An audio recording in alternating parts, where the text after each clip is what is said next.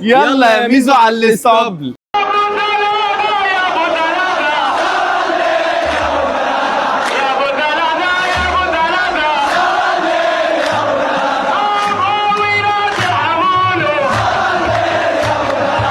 الزمالك يزعلنا والاهلي يفرحنا. الاهلي متعود ياخد على دماغه من بيراميدز، رايح وجاي. الملعب ولع حرفيا اقسم بالله. انا قاعد على اعصابي في الماتشين. الزمالك خلصها، ما تخلصها يا عمنا واكسب وخلينا نقعدوا نتفرجوا على الماتش بعد اذنك. كده. بعيدا عن الزمالك ويخلصها وما يخلصهاش، الاهلي دايما بيعالج. الاهلي بيعالج غلطات الزمالك. الزمالك يزعلنا فالاهلي يروح مفرحنا، الاهلي يفرحنا. الزمالك يقع يروح الاهلي واقع له. حبايب من زمان وعشره. احنا ياما وقعنا عشان الاهلي يفرح ويكسب. جه الوقت بقى اللي موضوع بيراميدز حرفيا، فكره ان بيراميدز دايما بياخد الاهلي رايح جاي، الموضوع ده صعب. انا حقيقي مش الزمالك اتعادل النهارده وخسر النقطتين، بس انا مبسوط لان بيراميدز كمل الجمايل وعطى الاهلي ثلاثه بس.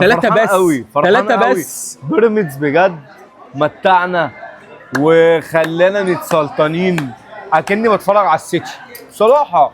الواحد قاعد بيشرب قهوته حرفيا وقاعد متسلطن. قاعد متسلطن ليه؟ لان الزمالك زعله فالاهلي ما كملش ساعتين يا راجل يا مفتري، وراح جاي مفرحه تاني. انا عندي كلمه بصراحه، الجون بتاع الاهلي مش اوفسايد.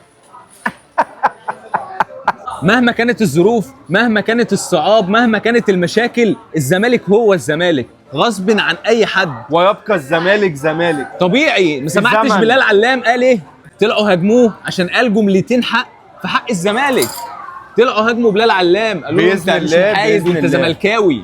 باذن الله الماتش الجاي نسمعوا كلمه من بلال علام، الدوري في 100 عقبه، والدوري في 100 عقبه باذن واحد احد. انا اعرف فرقه يا جماعه موجوده معانا في الكوكب، معاها صفقات ومعاها فلوس. معاها صفقات دي مش موجوده في افريقيا، دي معاها صفقات مش موجوده في القاره، بتطلع نار. والله العظيم اسامي بتطلع نار.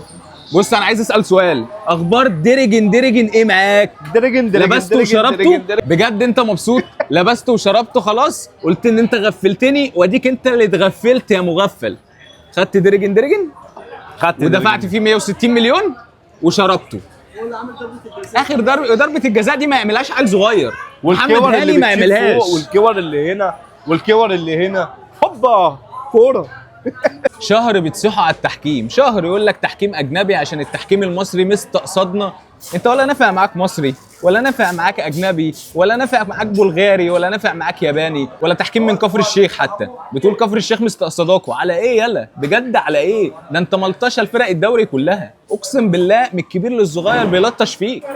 اقسم بالله منظرك بقى عره، والله العظيم منظرك بقى عره. وصدق اداري المقاولين لما قال لك انتوا فرقه ملط. اقسم بالله الراجل ده حكيم حرفيا. الجمله دي حقيقيه 100%.